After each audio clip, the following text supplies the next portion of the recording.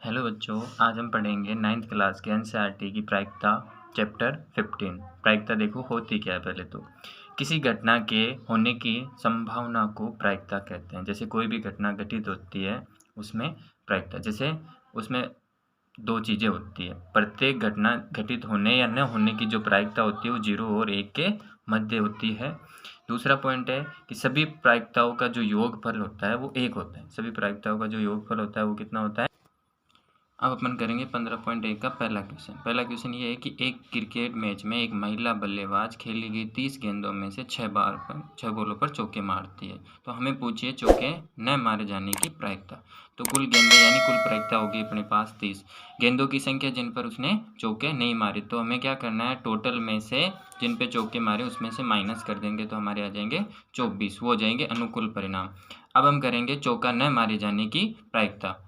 इसमें सूत्र होता है बराबर पे कि अनुकूल परिणामों की संख्या बटा कुल परिणामों की संख्या। अनुकूल परिणाम हमारे आ जाएंगे 24 और टोटल परिणाम आ जाएंगे हमारे 30। तो ये हो जाएगी 24/30। इस प्रश्न को हम आगे भी हल कर सकते हैं 4/5। अब देखिए अगला क्वेश्चन दूसरा।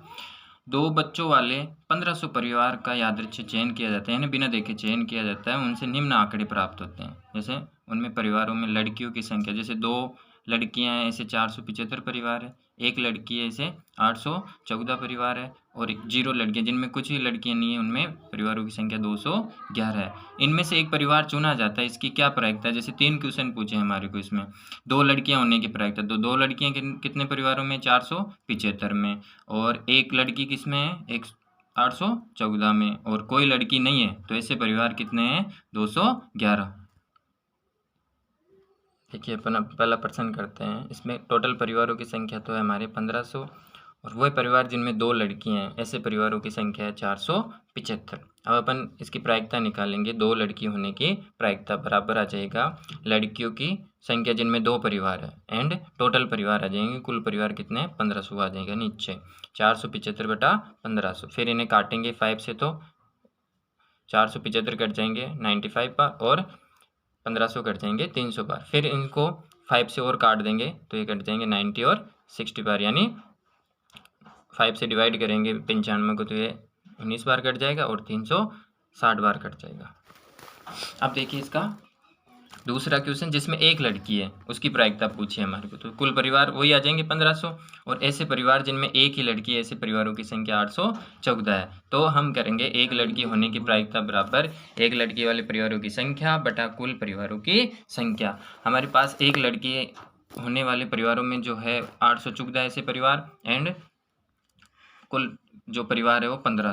अब इसको आगे हल कर देंगे तो आ जाएगा 407/750। अब इसका तीसरा क्वेश्चन वही उसी प्रकार, कुल परिवार 1500। अब इसमें ऐसा पूछा है कि ऐसे परिवारों की संख्या बताइए जिनमें लड़कियों की संख्या बिल्कुल भी नहीं है। तो उन परिवारों की संख्या हो जाएगी, यानी ऐसे परिवार जिनमें लड़कियां नहीं है ऐसे परिवारों की संख्या 211। तो लड़की न होने वाले परिवारों की प्रायिकता बराबर हो जाएगा अनुकूल परिणाम, जिसमें आ जाएगी परिवारों की संख्या जिनमें लड़कियां नहीं है, और कुल परिवार आ जाएंगे 1500।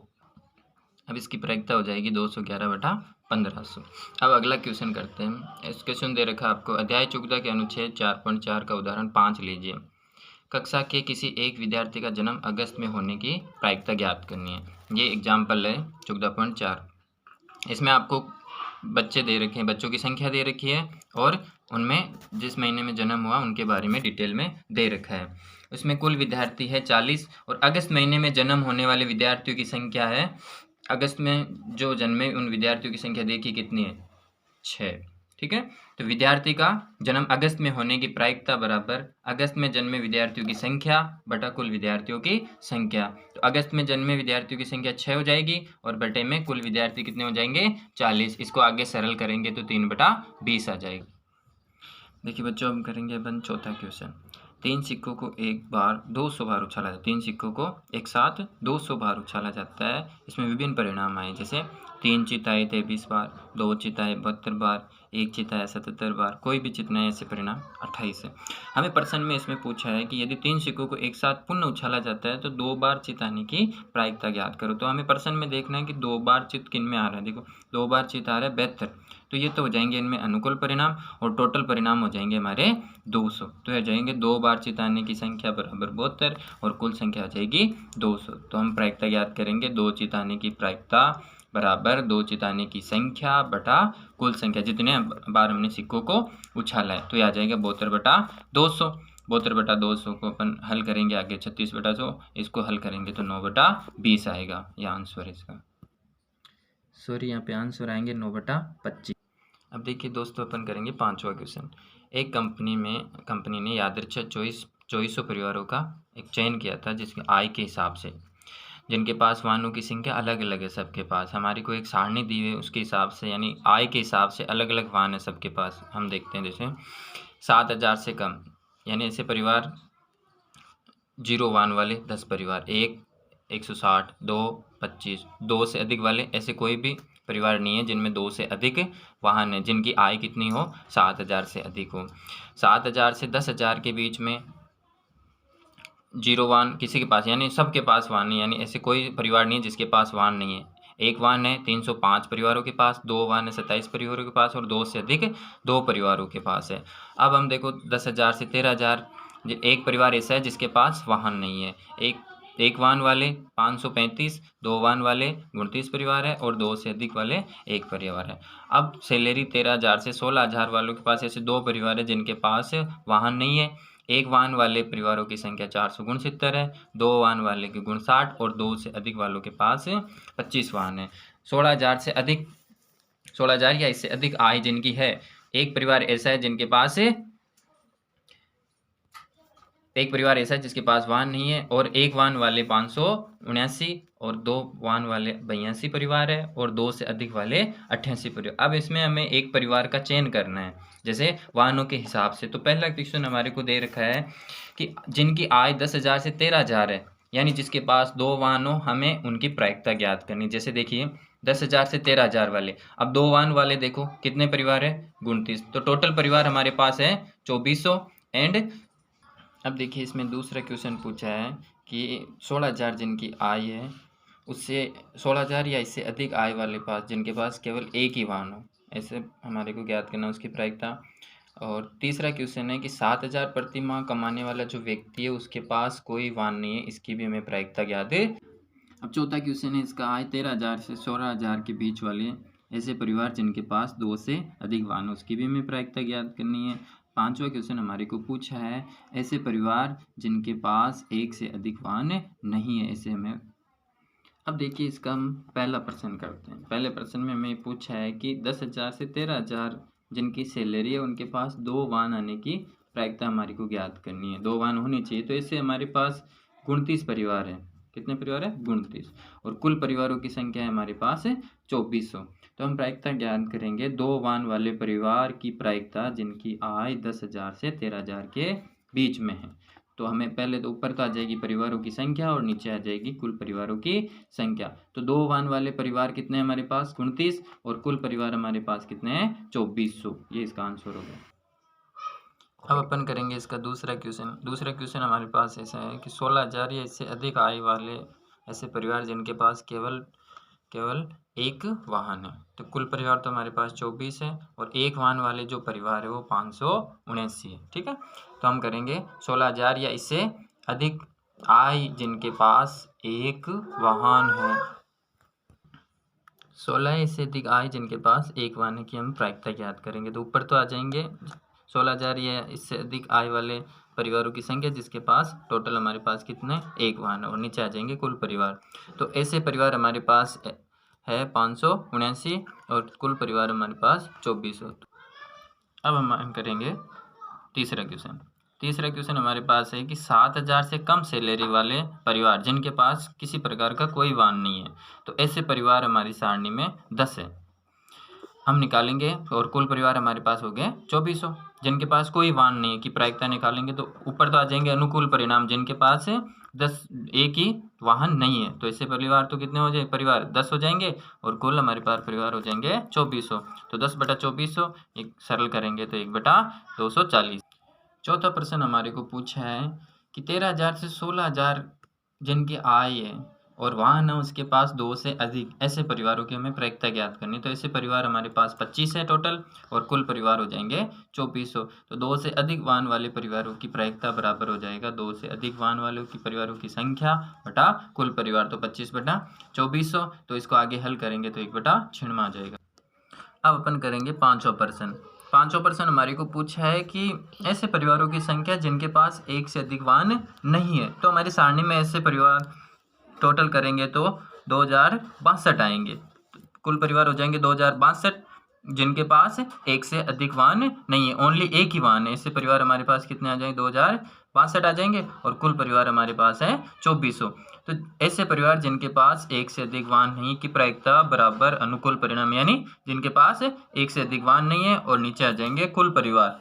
ठीक है, तो ये आ जाएंगे 2062/2400। इसको आगे हल करेंगे तो हमारे पास आ जाएगा 1031/1200। अब देखिए दोस्तों छठा प्रश्न, ये आपको दिया अध्याय जुगदा की सारणी 14.7 में। जैसे ये सारणी बना ली मैंने अलग से। इसमें आपको पहला प्रश्न ये पूछा है कि गणित की परीक्षा में एक विद्यार्थी द्वारा 20% से कम अंक प्राप्त करने की प्रायिकता हमारे को ज्ञात करनी है। तो देखो ये 0 से 19 तक काम में आता है। यहाँ पे 20% आगे वाले में काम आता है, तो ये लेना है हमारे को 0 से 19% यानी 20% तक। तो कितने विद्यार्थी है जिसके 20% से कम अंक आए, 7 विद्यार्थी ऐसे। तो इसकी प्रायिकता हमारे को पहले ज्ञात करनी है। फिर दूसरा क्वेश्चन है कि एक विद्यार्थी द्वारा 60 या इससे अधिक अंक प्राप्त करने की प्रायिकता हमारे को ज्ञात करनी है। अब देखिए 60%, यहाँ तो 59, 60 यहाँ पे 60 और ये दोनों ऐड करने हैं हमारे को, यानी 15 और 18 ये दोनों इसमें काम में आएंगे। तो पहला क्वेश्चन देखिए, कुल विद्यार्थियों की संख्या हमारे पास 90 है और 20% से कम अंक प्राप्त करने वाले विद्यार्थियों की संख्या कितनी है हमारे पास है, 7। तो 20% से कम अंक प्राप्त करने वाले विद्यार्थियों की प्रायिकता बराबर 20% अंक लाने वाले विद्यार्थियों की संख्या, कम अंक लाने की संख्या तथा कुल विद्यार्थियों की संख्या। तो ये हो जाएगी 7/90। अब अपन करेंगे इसका दूसरा प्रश्न, 60% से अधिक अंक प्राप्त करने वाले विद्यार्थियों की संख्या। तो हमने सारणी में देखा था 60 या इससे अधिक और 60% वालों की कुल टोटल कितनी हुई थी, 23 विद्यार्थी ऐसे हैं और कुल विद्यार्थी हमारे पास 90 है। तो 60 या इससे अधिक अंक प्राप्त करने वाले जो विद्यार्थी परसेंट में उनकी संख्या कितनी हो जाएगी, 23 हो जाएगी। इसकी हमारे को प्रायिकता ज्ञात करनी है। तो 60 या इससे अधिक अंक प्राप्त करने वाले विद्यार्थियों की प्रायिकता बराबर अनुकूल परिणामों की संख्या बटा कुल परिणामों की संख्या। अनुकूल परिणाम 23 हो जाएगा और कुल परिणाम। अब इसका करेंगे हम सातवां क्वेश्चन ये है कि सांख्य के बारे में विद्यार्थियों का मत जानने के लिए 200 विद्यार्थियों का एक सर्वेक्षण किया गया था। प्राप्त आंकड़ों को नीचे सारणी में दर्शाया गया। यानी इसमें दिया हुआ है कि जो सांख्य को पसंद करते हैं ऐसे स्टूडेंट और जो नहीं पसंद करते हैं वो विद्यार्थी हमारे को दिए हुए हैं। जैसे पसंद करते हैं सांख्य को वो 135 है और जो नहीं पसंद करते हैं ऐसे 65 विद्यार्थी है। इनमें से किसी एक का चयन किया जाता है। तो हमारे को पहला प्रश्न इसमें पूछा है कि सांख्य की पसंद करने वाले विद्यार्थियों की प्रायिकता हमारे को पूछी है और सांख्य की नहीं पसंद करने वाले विद्यार्थियों की प्रायिकता हमारे को पूछी है। तो पहला प्रश्न करेंगे अपन सांख्य की पसंद करने वाले विद्यार्थियों की प्रायिकता। तो हमारे पास टोटल विद्यार्थी कितने हैं, 200 और सांख्य की पसंद करने वाले विद्यार्थी कितने हैं हमारे पास है इस सारणी में 135। तो ये हो जाएगी सांख्य की पसंद करने वाले विद्यार्थियों की प्रायिकता बराबर अनुकूल परिणामों की संख्या बटा कुल परिणामों की संख्या। अनुकूल परिणाम हमारे आ जाएंगे जो विद्यार्थी पसंद करते हैं वो, और टोटल में आ जाएगा कुल परिणाम। तो ये आ जाएगा 135/200। इसको आगे सरल करेंगे तो आ जाएगा 27/40। अब इसका अपन करेंगे दूसरा क्वेश्चन, सांख्य की पसंद नहीं करने वाले विद्यार्थी सारणी में कितने हैं, 65 है और कुल विद्यार्थी हमारे पास कितने हैं, 200। तो सांख्य की पसंद न करने वाले विद्यार्थियों की प्रायिकता बराबर अनुकूल परिणामों की संख्या बटा कुल परिणामों की संख्या। तो अनुकूल परिणाम तो 65 और कुल टोटल परिणाम यानी टोटल विद्यार्थी हो जाएंगे 200। तो हो जाएगा 13/40। इसको जब आगे सरल करेंगे तो 13/40 हो जाएगा। अब अपन करेंगे इसका 8वां क्वेश्चन। आपको 40 इंजीनियर दे रखे हैं और वो जहाँ कार्य करते हैं और उनके घर के बीच की हमारी को दूरी दे रखी है। ठीक है, इसमें पहला प्रश्न आपको पूछा है अपने कार्यस्थल से 7 किलोमीटर से कम दूरी पर रहने वाले जो इंजीनियर है उनकी हमारे को प्रायिकता ज्ञात करनी है। तो देखो पहला प्रश्न, 5 3 2 3 5 3 2 और 6 और 6, ये टोटल जब करेंगे तो 9 होंगे। ठीक है, फिर दूसरा प्रश्न है, अपने कार्यस्थल से 7 किलोमीटर या इससे कम दूरी पर रहने वाले जो इंजीनियर है उनकी संख्या, बाकी जो सारे हो जाएंगे, उन 9 के अलावा जो भी बचे हैं वो सारे इसमें आ जाएंगे। और अपने कार्यस्थल से आधे किलोमीटर या इससे कम दूरी पर रहते हैं, वो तो है ही नहीं हमारी बिल्कुल, तो उसका तो 0 हो जाएगा। अब अपन करेंगे इसका पहला प्रश्न, अपने कार्यस्थल से 7 किलोमीटर से कम दूरी पर रहने वाले इंजीनियरों की संख्या कितनी होती है हमारे 9, एंड कुल इंजीनियर कितने हमारे पास है 40। 7 किलोमीटर से कम दूरी पर रहने वाले इंजीनियरों की प्रायिकता बराबर अनुकूल परिणामों की संख्या बटा कुल परिणामों की संख्या, तो ये हो जाएगी 9/40। फिर दूसरा क्वेश्चन है, अपने कार्यस्थल से 7 किलोमीटर या इससे कम दूरी पर रहने वाले इंजीनियर कितने, उन 9 के अलावा जितने भी हो 7 किलोमीटर से ज़्यादा दूरी पर रहते हैं या 7 किलोमीटर की दूरी पर रहते हैं, तो वो टोटल हो जाएंगे 31 और कुल इंजीनियर हो जाएंगे हमारे पास 40। तो हो जाएगी 7 किलोमीटर या इससे अधिक दूरी पर रहने वाले इंजीनियर की प्रायिकता बराबर अनुकूल परिणामों की संख्या बटा कुल परिणामों की संख्या। तो अनुकूल तो हो जाएंगे 31 और टोटल हो जाएंगे 40, तो यह जाएगा 31/40। अब देखिए इसका तीसरा क्वेश्चन, अपने कार्यस्थल से आधे किलोमीटर इससे कम दूरी पर रहने वाले इंजीनियर की संख्या हमारे पास 0 है और कुल जो है इंजीनियर वो 40 है। तो आधे किलोमीटर है इससे कम दूरी पर रहने वाले इंजीनियर की प्रायिकता बराबर हो जाएगा अनुकूल परिणामों की संख्या बटा कुल परिणामों की संख्या, तो यह हो जाएगा 0/40, तो आ जाएगा 0। अब अपन करेंगे इसका 11वां क्वेश्चन, हमारे को आटे की उन 11 थैलियों में जिनका भार 5 kg अंकित है, यानी ऐसी आटे की 11 थैलियाँ दे रखी हैं जिनमें वेट जो है उनका दिया है 5 kg के समथिंग दिया हुआ है। तो ये हमारे को कुछ भार दिया हुआ है, जैसे 4.97, 5.05, 5.08, 5.06, 5.08, 4.98, 5.04, 4.98, 5.04, 5.07 और 5।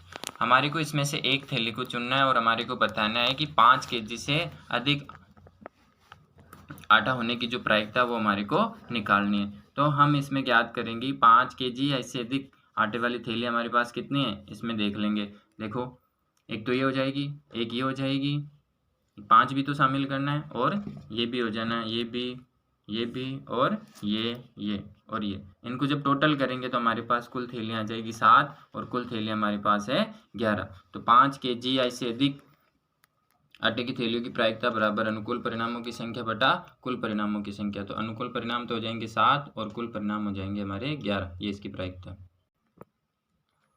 अब हम करेंगे इसका 12वां क्वेश्चन, हमारे को एक सारणी दी हुई है जिसमें सल्फर डाई की सांद्रता हमारे को प्रतिशत में दी हुई है और उसमें दिन दिए हुए हैं। तो हमारे को प्रश्न में ये पूछा है कि इस सारणी के प्रयोग से इनमें से किसी एक अंतराल, एक दिन का अंतराल 0 से यानी 0.12 से 0.16% में SO2 के सांद्रण होने की प्रायिकता हमारे को ज्ञात करना है। तो हमारे को सारणी में देखना है कि 0.12 से 0.16, 0.12 से 0.16 में दिनों की संख्या देखनी कितनी है, 2 है, तो इसकी हमारे को प्रायिकता ज्ञात करनी है। तो घटना की कुल प्रायिकता तो 30 है, ये टोटल तो हमारे पास है 30 हो जाएंगे। तो घटनाओं की यानी दिनों की कुल संख्या तो 30 और अंतराल यानी 0.12 से 0.16 में SO2 के सांद्रता की जो प्रायिकता हो जाएगी संख्या, वो हो जाएगी 2 दिन। तो हमारे को क्या ज्ञात करना है इसमें, SO2 के सांद्रण होने की प्रायिकता किस अंतराल पे, 0.12 से 0.16। तो हमारे आ जाएगा अनुकूल परिणामों की संख्या बटा कुल परिणामों की संख्या। तो अनुकूल हो जाएंगे 2 और कुल हो जाएंगे 30, तो 1/15 इसका आंसर। अब अपन करेंगे इसका 13वां क्वेश्चन, इसमें आपको 30 विद्यार्थियों के रक्त समूह दे रखे हैं, किसी में A है, किसी में B है, किसी में O है, किसी में AB है। तो हमारे को इसमें एक विद्यार्थी का चयन करना है, एक विद्यार्थी का चयन करना है और AB रक्त समूह होने की प्रायिकता हमारे को इसमें पूछी है। तो कुल टोटल विद्यार्थी हमारे पास कितने 30 और AB रक्त समूह वाले विद्यार्थी देखो हमारे पास एक तो ये रहा, एक ये रहा और एक ये रहा, ओनली 3 ही विद्यार्थी हैं। तो AB रक्त समूह वाले विद्यार्थी बराबर हो जाएंगे 3। तो हमारे को इसकी प्रायिकता ज्ञात करनी है, AB रक्त समूह वाले विद्यार्थियों की प्रायिकता बराबर अनुकूल परिणामों की संख्या बटा कुल परिणामों की संख्या। तो अनुकूल परिणाम तो 3 हो जाएंगे और कुल परिणाम हमारे पास 30 हो जाएंगे, तो 3/30। इसको आगे सरल करेंगे तो 1/10 हो जाएगी। ये अपना 9th का 15वां चैप्टर प्रायिकता समाप्त हो गया है। इसमें कोई भी आपको दिक्कत आए या गलती हो तो कमेंट बॉक्स में ज़रूर बताएं।